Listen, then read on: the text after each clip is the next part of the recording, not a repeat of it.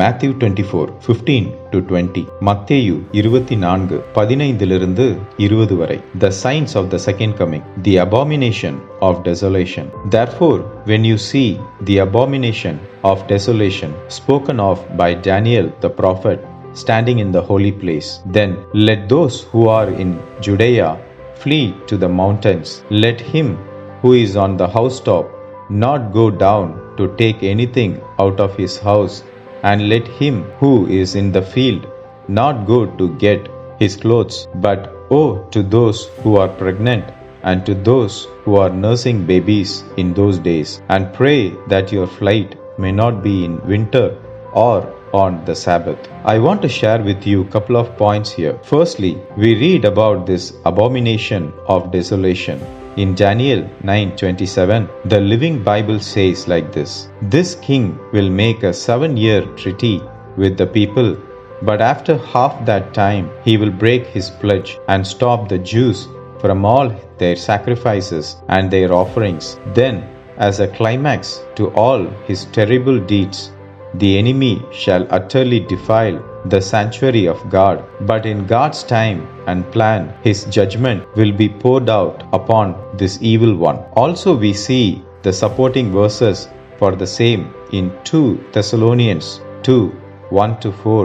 The Antichrist will oppose and will exalt himself over everything that is called God and is worshipped, so that he sets himself up in God's temple, proclaiming himself to be God. So from these couple of chapters, we should understand to some extent that a great tribulation is coming when the Antichrist will be in full swing, doing terrible things to God's people and God's temple. It prophesies about the city of Jerusalem.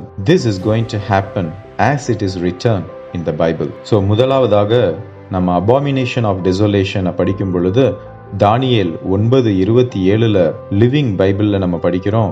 இப்படியாக அங்க 7 வருஷம் நடக்கக்கூடிய அந்த உபத்திரவத்தை குறித்து அங்க தானியேல் எழுதியிருக்கிறார். So அதே போல 2 தெசலோனியன்ஸ் 2:1-4 நம்ம படிக்கும் பொழுது கூட அந்தி கிறிஸ்துவானவன் எப்படி வரப்போகிறான் என்று அங்க கூறியிருக்கிறார். தன்னை கடவுள் என்று அவன் காட்டிக்கொள்வான் என்று நம்ம அங்க படிக்கலாம். சோ அப்படியாக நம்ம இதெல்லாம் நடக்கும் என்பதை நம்ம உணரணும். சோ ஆண்டவருடைய ஒவ்வொரு வார்த்தைகளும் நிறைவேறத்தக்கதாக இருக்கிறது. அது கண்டிப்பாக நிறைவேறும். ஸோ அப்படியாக வரப்போகிற மகா உபத்திரவத்திற்கு நம்ம ப்ரிப்பேர்டாக இருக்கணும். ஸோ ஒருவேளை இதுதான் கடைசி ஜென்ரேஷனாக இருந்தால் அதில் நம்ம ஒருவேளை நம்ம போகும்படிக்காய் ஆண்டவருடைய சித்தமாக இருக்கும் பட்சத்தில் நம்ம எந்த ஒரு நேரத்திலையும் எந்த ஒரு தருணத்திலையும் ஆண்டவருடைய வருகைக்காக நம்ம எக்ஸ்பெக்ட் பண்ணிட்டு நம்ம ஆண்டவருக்காக நம்ம ப்ரிப்பேர்டாக இருக்கும்படிக்காய் எதை குறித்தும் கலங்கிடாமல் நம்ம ஆண்டவர் மேல் விசுவாசத்தோடு இருக்கும்படிக்காய் நம்ம அழைக்கப்படுகிறோம். So secondly, we read about let him who is on the housetop not go down to take anything out of his house, and let him who is in the field not go back to get his clothes. When we read about all these, we should have a sense to understand that God is expecting us to be in a state of readiness at all times.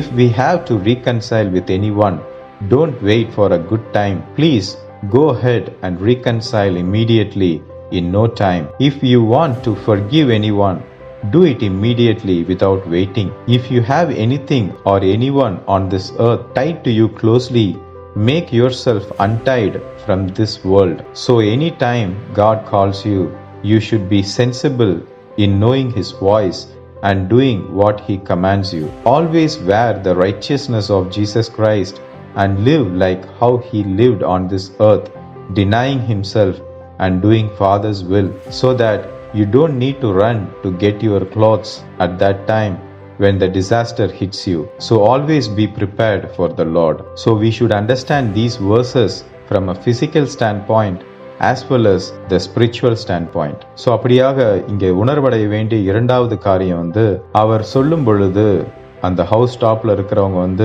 அவர்கள் கீழே போகாதபடிக்கு, அதே மாதிரி ஃபீல்டில் இருக்கிறவங்க அவங்களுடைய அங்கிகளை தேடி போகாதபடிக்கு, இந்த மாதிரி வார்த்தைகளை நாம் படிக்கும் பொழுது நாம உணர்வடைய வேண்டிய ஒரு காரியம் என்னன்னா, ஆண்டவர் அங்க ரெடியா இருக்கக்கூடிய மைண்ட் செட்டை தான் அங்க அவர் சொல்லுகிறார். அது எப்படி நம்மளால் செய்ய முடியும் அப்படின்னா, நம்ம யாரையும் மன்னிக்காத பட்சத்துல ஆண்டவர் சொல்லுகிறார், உடனடியாக அவர்களை மன்னித்து ஒரு சுத்த மனசாட்சியோட வாழும்படிக்காய் ஆண்டவர் அழைக்கிறார். ஏதோ ஒரு நாளுக்காக நம்ம வெயிட் பண்ணாம நம்ம இப்பொழுதே அவர்களை மன்னித்து ஏற்றுக்கொள்ளக்கூடிய, அன்பு செய்யக்கூடிய ஒரு மனநிலையில நம்ம போகணும். அதே மாதிரி நாம ஒருவருக்கு அகைன்ஸ்டாக செய்த பாவத்திற்கு நிமித்தம் நாம மன்னிப்பு கேட்காத பட்சத்துல நம்ம அவரிடம் போய் மன்னிப்பு கேட்கும்படிக்காய் அந்த ஒரு மனநிலையும் ஆண்டவர் எதிர்பார்க்கிறார். நம்மளை தாழ்த்தி மற்றவர்களை உயர்த்தும்படிக்காய் அவர் அழைக்கிறார். ஸோ இந்த உலகத்தோடு நம்மளை எந்த ஒரு காரியத்திலும் இணைத்து கொள்ளாமல் கட்டவிழ்க்கப்பட்டவர்களாக வாழும்படிக்காய் ஆண்டவர் அழைக்கிறார். அப்பொழுது இயேசுடைய வாய்ஸ் நம்ம கேட்டு நம்ம போகும்படிக்காய் எந்த நேரமும் நம்ம ப்ரிப்பேர்டா இருக்கணும் அப்படின்னு சொல்லிட்டு ஆண்டவர் சொல்லுகிறார். அதே மாதிரி கிறிஸ்துவின் நீதியை நம்ம தரித்து கொள்பவர்களாக நம்ம இருக்கணும். எப்பொழுதுமே அவருடைய நீதியே நம்ம போற்றிக் கொள்பவர்களாக இருக்கணும். அப்படி வாழும் பட்சத்துல நம்ம நம்மளுடைய கிளாத்ஸை தேடி நம்ம அந்த நாட்கள் நம்ம போக வேண்டிய அவசியம் இருக்காது. ஸோ அப்படியாக ஆவிக்குரிய ரீதியிலையும் சரி, ஒரு மாம்ச ரீதியிலையும் சரி, பிசிக்கல் ஸ்டாண்ட் பாயிண்ட்லையும் சரி, ஸ்பிரிச்சுவல் ஸ்டாண்ட் பாயிண்ட்லையும் சரி, நம்ம இதை அண்டர்ஸ்டாண்ட் பண்ணிட்டு உணர்ந்து நம்ம ப்ரிப்பேர்டாக இருக்கணும்னு சொல்லிட்டு நம்ம அழைக்கப்படுகிறோம். For all of us who are reading Matthew 24 and hearing about the abomination of desolation, Jesus says, this is a great sign of his second coming, and make sure you settle everything right with God and others every now and then. Don't wait till the last days, otherwise you will be in for a surprise. So don't be afraid. Be always prepared. Let us examine ourselves, repent towards God, and live as per the living word and the Spirit of God.